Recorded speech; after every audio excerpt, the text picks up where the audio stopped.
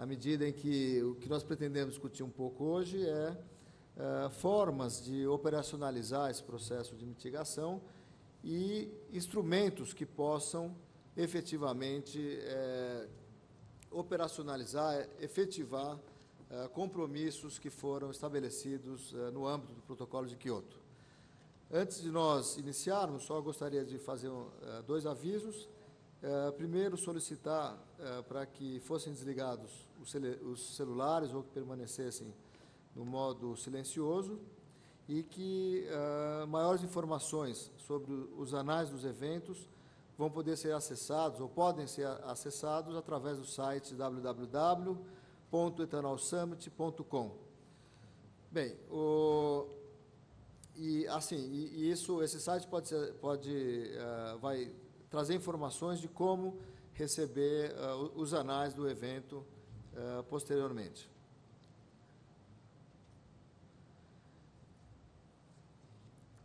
Bem, esse painel, eu acho que ele casa de uma maneira muito interessante com a apresentação que foi feita pelo presidente Bill Clinton na segunda-feira. Aqueles que estavam presentes puderam presenciar que o ponto-chave que ele trouxe para o debate é que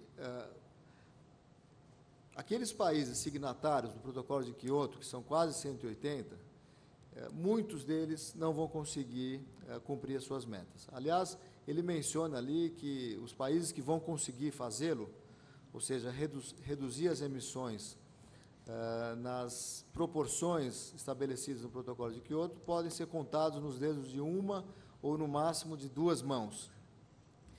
E a questão que ele traz ali é que isso se deve não por má vontade dos governos, má-fé dos governos, mas sim porque a grande dificuldade é identificar como fazer isso.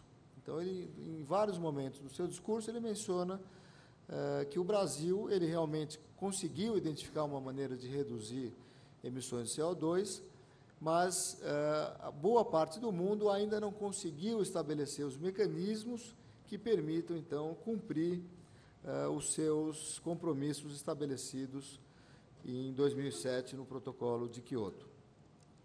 E, na realidade, quer dizer, o grande mecanismo que foi associado a esse processo, que é o Mecanismo de Desenvolvimento Limpo, o MDL, ele, de uma certa forma, ele tem falhado em cumprir esse papel, na medida em que, atualmente, o MDL tem contribuído para reduzir apenas 280 milhões de toneladas de CO2 por ano, o que representa algo como 0,6% das emissões anuais globais, se nós incluirmos as emissões associadas ao uso do solo. No caso brasileiro, que é hoje o terceiro país em número de projetos de MDL, 50% desses projetos são associados a questões de energia renovável, principalmente na geração de energia elétrica, sob a forma de bioeletricidade, do bagaço da cana, e hidrelétricas. Então, as usinas, de um modo geral, que é o tema, acho que mais interessa a grande parte das pessoas aqui presentes, elas têm se beneficiado principalmente a partir de projetos de bioeletricidade, através da cogeração de energia pela queima do bagaço, pela queima de biomassa. E hoje nós já temos os beneficiados desse mecanismo algo da ordem de 500 mil toneladas de CO2 por ano, sob a forma de créditos a partir da cogeração.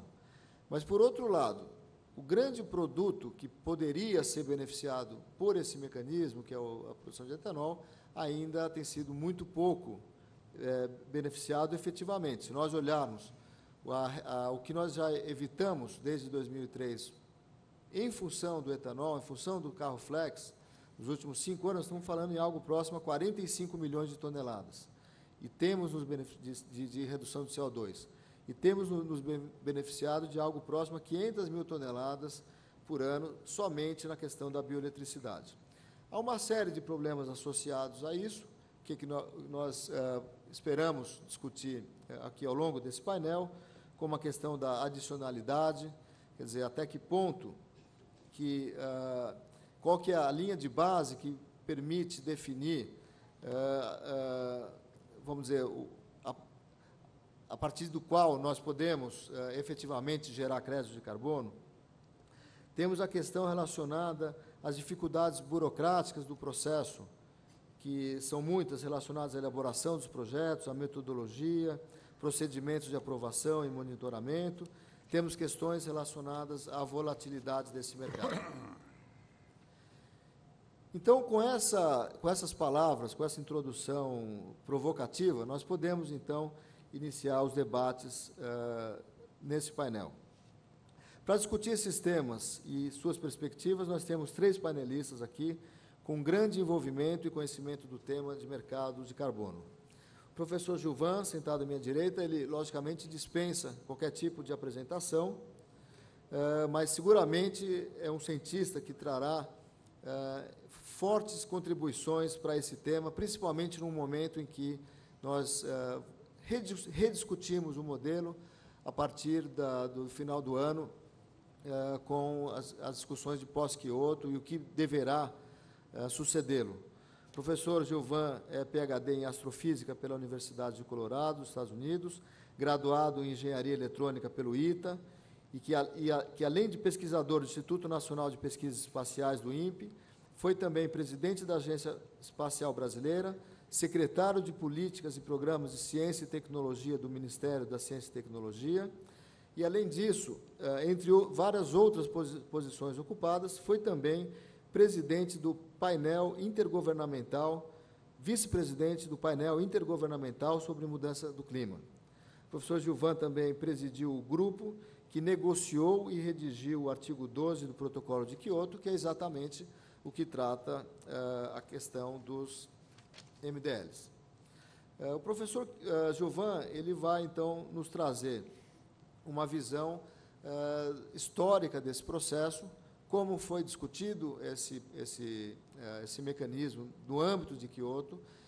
Nós gostaríamos de ouvir do professor como ele vê o processo atualmente, quer dizer, quais são hoje as limitações e as perspectivas desse mecanismo, e, mais do que isso, professor, nós gostaríamos de ouvir quais são as suas visões sobre as potencialidades, sobre as alternativas que nós temos dentro dessa nova discussão que se inicia com a COP15, né?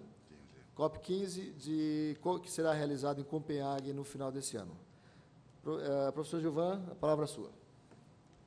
Muito obrigado, Eduardo. Um prazer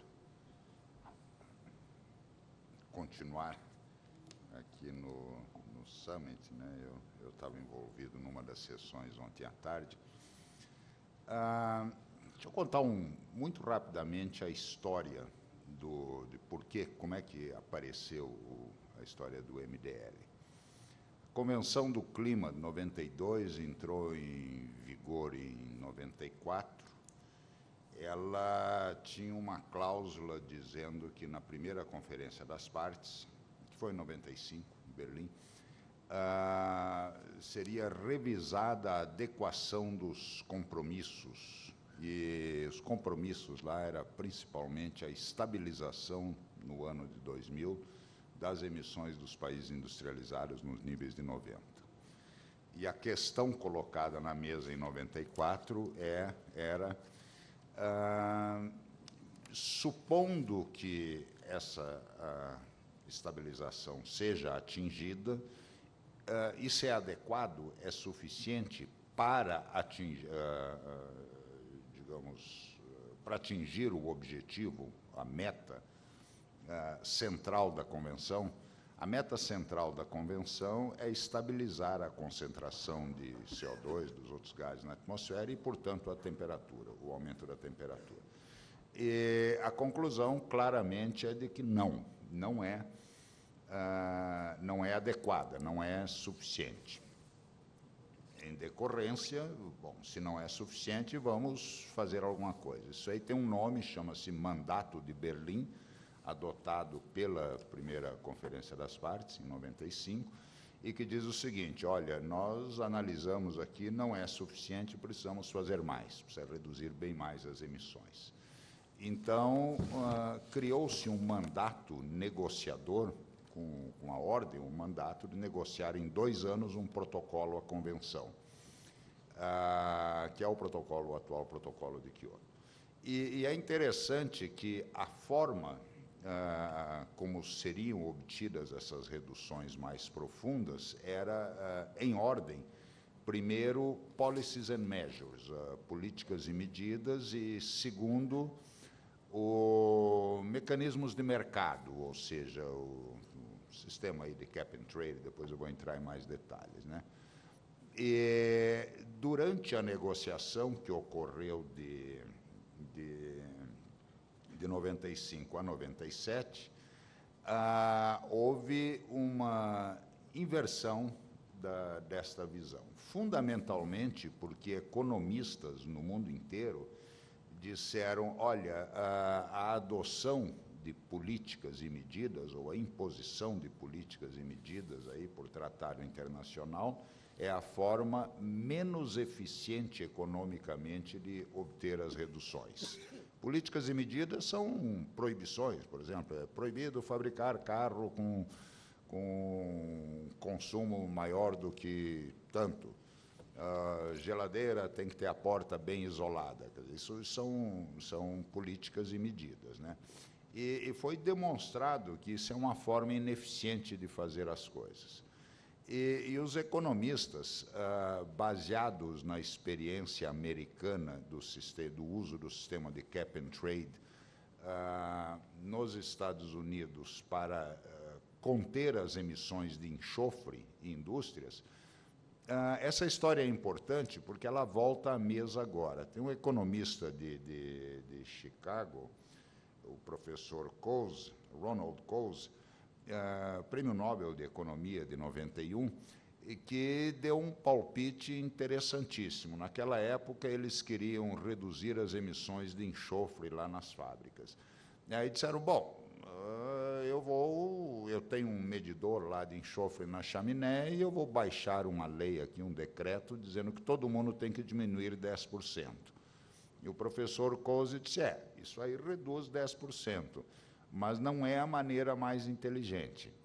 A maneira mais inteligente é a seguinte, você imprime uns papeizinhos, que são permissões de emissão, num total que corresponde a 90% só das emissões do ano passado, e distribui isso aí para os emissores e diz, olha, quem eu apanhar emitindo sem ter uma permissão vai ganhar uma multa mais alta do que você teria que pagar para reduzir as emissões.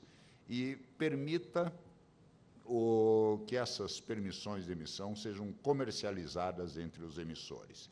Esse sistema tem o nome de cap and trade, e ele tinha razão porque o custo para a sociedade foi mais baixo do que se ele tivesse obrigado cada um a reduzir 10%. Quer dizer, se obteve a redução e há um custo mais baixo.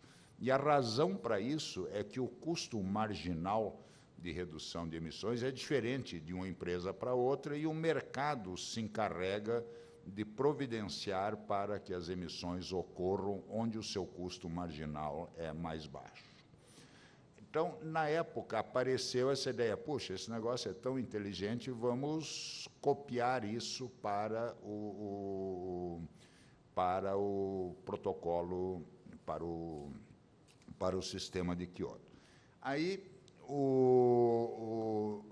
houve essa mudança, de repente, disse, não, o importante é nós trabalharmos com targets and timetables, ou seja, com metas estabelecidas no tempo e a máxima flexibilidade possível.